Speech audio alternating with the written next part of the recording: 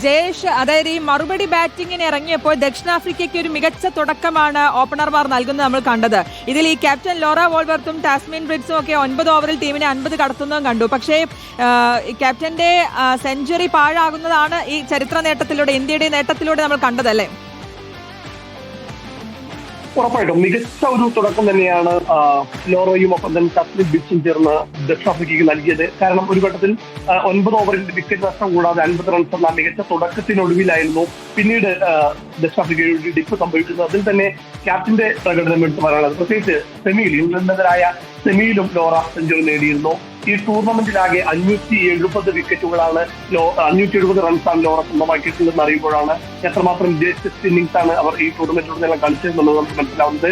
ഈ ഒരു ലോകകപ്പിന്റെ ഒരു ഡിവിഷനിൽ ഏറ്റവും കൂടുതൽ റൺസ് നേടുന്ന താരമെന്ന അലിസ ഹീലിയുടെ പേരിലുണ്ടായിരുന്ന റെക്കോർഡും ലോറ സ്വന്തം പേരിലാക്കി. എന്നാൽ ദക്ഷിണാഫ്രിക്കയെ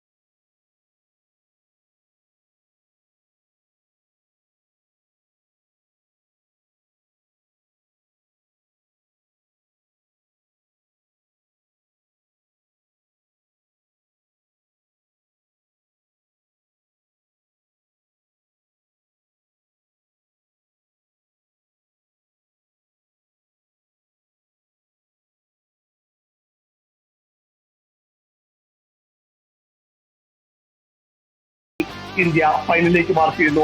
ഫൈനലിലും ടോസ് നഷ്ടപ്പെടുന്നു ഇന്ത്യക്ക്. ആദ്യം കഴിഞ്ഞ 3 ലോകകപ്പിൽ, അതായത് 2 ഫൈനലിൽ പരാജയപ്പെട്ട 2 ഏകദിന ലോകകപ്പിലും ഒപ്പം തന്നെ T20 പരാജയപ്പെട്ട ഒരു ലോകകപ്പിലും ഉൾപ്പെടെ 3 ലോകകപ്പ് ഫൈനലിലും ഇന്ത്യക്ക് ടോസ് നഷ്ടപ്പെട്ടിരുന്നു.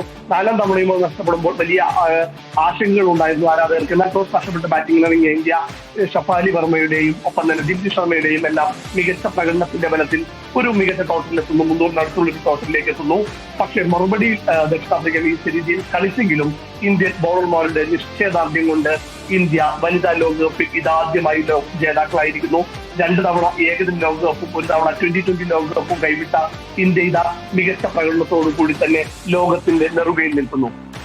ജയേഷ് നേരത്തെ പറഞ്ഞ പോലെ തന്നെ ഒന്ന് എടുത്തു ചോദിക്കുകയാണ്, അതായത് ഈ നേട്ടം ഒരു ചരിത്ര നേട്ടം കുറിച്ച് നമ്മുടെ പെൺപട ഇങ്ങനെ തേരോട്ടം നടത്തി വലിയ ആവേശമായി ആരാധകർക്കൊക്കെ ആവേശം നിറച്ചു നിൽക്കുന്ന സമയത്ത് ഈ സച്ചിനെയും രോഹിത് ശർമ്മയും ഒക്കെ സാക്ഷിയാക്കിയിട്ടുള്ള ഒരു കിരീട നേട്ടം കൂടിയാണെന്നുള്ളത് കൂടിയുണ്ട്. ജയേഷ് നേരത്തെ സൂചിപ്പിച്ചിരുന്നു, അക്കാര്യം ഒന്നുകൂടി എടുത്തു ചോദിക്കുകയാണ്. ഉറപ്പായിട്ടും നമുക്കറിയാം, 4 നൂറ്റാണ്ടിന് ശേഷമാണ് നമ്മുടെ ക്രിക്കറ്റ് ഇതിഹാസം, ക്രിക്കറ്റ് ദൈവം സച്ചിൻ ടെണ്ടുൽക്കർക്ക് ഒരു ലോക കിരീടം ലഭിക്കുന്നത്. 2011 കാങ്കടയിൽ സച്ചിൻ ആ കിരീടവുമായി കൈവെള്ളയിൽ കിരീടം വിട്ട് നടക്കുന്ന ഒരു മൊമെന്റ് ലോക ക്രിക്കറ്റിലെ തന്നെ ഏറ്റവും മികച്ച കാഴ്ചകളിൽ ഒന്നാണ്. അതൊരിക്കലും നമ്മൾ മറക്കില്ല. ഒപ്പം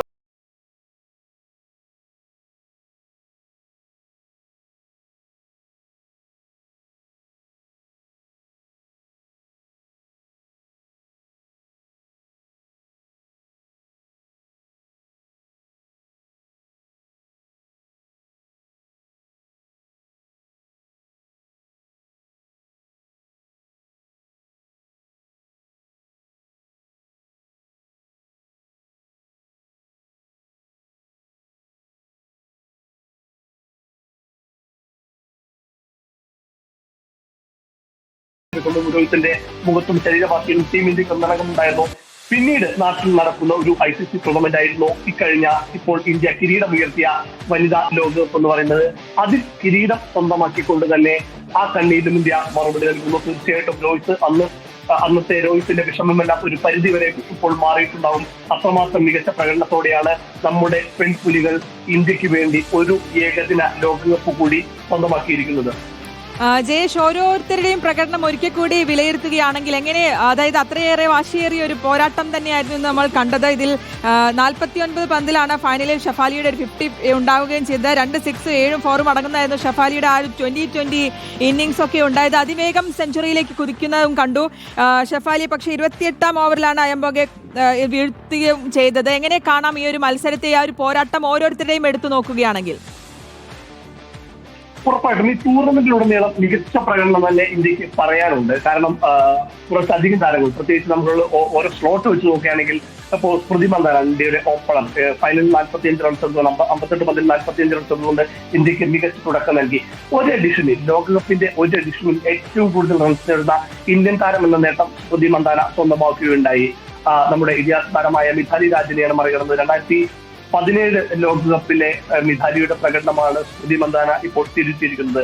ഒപ്പം തന്നെ കുറച്ചധികം താരങ്ങൾ ഇപ്പോൾ ഇന്നത്തെ മത്സരത്തിലേക്ക് വരികയാണെങ്കിൽ, ഫൈനലിലേക്ക് വരികയാണെങ്കിൽ ഷഫാലി വർമ്മയുടെ പ്രകടനം നമ്മൾ എടുത്തു പറയേണ്ടതാണ്. ഷഫാലി വർമ്മ 2 മത്സരം മാത്രമാണ് ഈ ലോകകപ്പിൽ കളിച്ചിട്ടുള്ളത്. ഓപ്പണറായിരുന്ന പ്രതിക റാവലിനെ പരിക്കേറ്റ സാഹചര്യത്തിലാണ് ഷഫാലിയെ ടീമിലേക്ക് തിരിച്ചു വിളിക്കുന്നത്. അതിന് തൊട്ടു മുമ്പ് ലോകകപ്പ് സ്ക്വാഡിൽ പോലും അവരെ പരിഗണിച്ചിരുന്നില്ല. പിന്നെ ഒരു ഡൊമസ്റ്റിക്കിൽ മികച്ച പ്രകടനം നടത്തുന്നു. പ്രതിക റാവലിന് ടൂർണമെന്റിനിടെ പരിക്കേൽക്കുന്ന സാഹചര്യത്തിൽ മാത്രമാണ് ഷഫാലി വരുന്നത്. സെമിയിൽ കളിച്ചു, പിന്നീട് കളിക്കുന്നത് ഈ ഫൈനലിൽ മാത്രമാണ്. 2ാമത്തെ മത്സരത്തിൽ മാത്രം കളിക്കുന്ന ഷഫാലി വർമ്മ ഇതാ 78 പന്തിൽ 87 റൺസുമായി ഇന്ത്യൻ ഇന്നിംഗ്സിന്റെ നട്ടലാകുന്നു. മാത്രമല്ല ബൗളിങ്ങിലും തുടർച്ചയായി 2 ഓവറുകളിൽ നിർണായകമായ 2 വിക്കറ്റുകൾ. ദക്ഷിണാഫ്രിക്ക പാർട്ണർഷിപ്പ് ബിൽഡ് ചെയ്യാൻ തുടങ്ങുന്ന സമയത്ത് നേടിയ 2 ക്രൂഷ്യൽ വിക്കറ്റുകൾ ഈ മത്സരത്തിൽ നിർണായകമാവുകയാണ്. ഒപ്പം തന്നെ ജെമീമ റോഡ്രിഗസ് കഴിഞ്ഞ മത്സരത്തിൽ ഇന്ത്യയെ ഫൈനലിൽ എത്തിക്കുന്നതിൽ നിർണായക പങ്കുവച്ച്, സെഞ്ചുറി നേട്ടത്തോടെ നിർണായക പങ്കുവച്ച് ജെമീമയ്ക്ക് വലിയ സ്കോർ ഉയർത്താൻ കഴിഞ്ഞില്ലെങ്കിലും ഈ 24 റൺസ്, ജെമീമ ഫൈനലിൽ നേടിയ 24 റൺസിന് വലിയ പ്രത്യേകതയുണ്ട്, വലിയ പങ്കുണ്ട്. പ്രത്യേകിച്ച് ഇന്ത്യൻ ഇന്നിംഗ്സിന്റെ ടോട്ടൽ ഇന്നിംഗ്സ് നോക്കുമ്പോൾ ക്യാപ്റ്റൻ ഹർമൻപ്രീത് കൗർ നോക്കൌട്ട് മത്സരങ്ങളിൽ ഇന്ത്യക്ക് എല്ലായ്പ്പോഴും വിശ്വസിക്കാവുന്ന താരമാണ്. 350-അടുത്ത് നോക്കൌട്ട് മത്സരങ്ങളിൽ മാത്രം റൺസ് നേടിയിട്ടുള്ള താരമാണ് ഹർമൻപ്രീത് കൗർ. ടൂർണമെന്റിലുടനീളം മികച്ച ഫോമിൽ കളിച്ചിരുന്ന ഹർമൻപ്രീത് ഫൈനലിലും 20 റൺസ്, നമുക്ക് ഒരിക്കലും കുറച്ചു കാണാൻ കഴിയില്ല. 20 റൺസ് ഇന്ത്യൻ വിജയത്തിൽ, ഇന്ത്യയുടെ 298 റൺസിൽ വലിയ പങ്ക് തന്നെയാണ് അതുമുള്ളത്. ഒപ്പം തന്നെ ദീപ്തി ശർമ്മയുടെ പ്രകടനം, നമുക്കൊരു മോസ്റ്റ് വാല്യുബിൾ പ്ലെയർ എന്നൊരു ടാഗ് കൊടുക്കുകയാണെങ്കിൽ ദീപ്തി ശർമ്മയ്ക്ക് തന്നെ നൽകേണ്ടി വരും. കാരണം 58 പന്തിൽ 58 റൺസാണ് ദീപ്തി സ്വന്തമാക്കിയത്. 3 ബൗണ്ടറിയും ഒരു സിക്സർ സഹിതം സ്ട്രൈക്ക് റേറ്റ് 100 നിലനിർത്തിക്കൊണ്ട് ഇന്ത്യയുടെ ടോട്ടൽ 300 നടത്തിക്കുന്നതിൽ ദീപ്തിയും വലിയ പങ്ക് ഷഫാലിക്കൊപ്പം വഹിച്ചിട്ടുണ്ട്. ഒപ്പം തന്നെ ബൗളിംഗിലേക്ക് വരുമ്പോൾ 5 വിക്കറ്റുകൾ. ഫൈനലിലൊരു സ്വപ്നതുല്യമായ, ഏതൊരു താരവും കൊതിക്കുന്ന സ്വപ്നതുല്യമായ ഒരു പ്രകടനം തന്നെയാണ് ദീപ്തി നടത്തിയിട്ടുള്ളത്. ഒരു അർദ്ധ സെഞ്ചുറിയും 5 വിക്കറ്റുകൾ എന്ന് പറയുന്നത് വലിയ വലിയ വലിയ നാഴികക്ക് തന്നെയാണ്. ആ നാഴികക്കല്ലിൽ തന്നെ അവരുടെ പ്രധാനപ്പെട്ട താരം അവരെ ഒറ്റയ്ക്ക് വിജയത്തിലേക്ക് എത്തിക്കുമെന്ന് തോന്നിച്ച ക്യാപ്റ്റൻ ലോറ മാർബോട്ടിന്റെ വിക്കറ്റ് ഉൾപ്പെടെ നേടിക്കൊണ്ടാണ് ദീപ്തി ഇന്ത്യൻ വിജയത്തിൽ വലിയ നാഴികക്കല്ലായിരിക്കുന്നത്.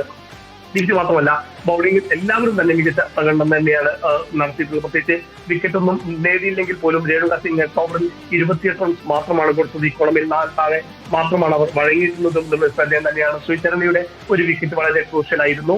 അങ്ങനെ അത്തരത്തിൽ ഒരു ടീം ഒന്നടങ്കം ഒരു ഓൾ ഔട്ട് പ്രകടനം തന്നെയാണ് ടീം നടത്തിയത്. അങ്ങനെ എല്ലാവർക്കും അവകാശപ്പെടാവുന്ന ഒരു വിജയം തന്നെയാണ്, അവകാശപ്പെടാവുന്ന ഒരു കിരീടം തന്നെയാണ് ഇപ്പോൾ ടീം ഇന്ത്യ DY പാട്ടീൽ സ്റ്റേഡിയത്തിൽ സ്വന്തമാക്കിയിട്ടുള്ളത്.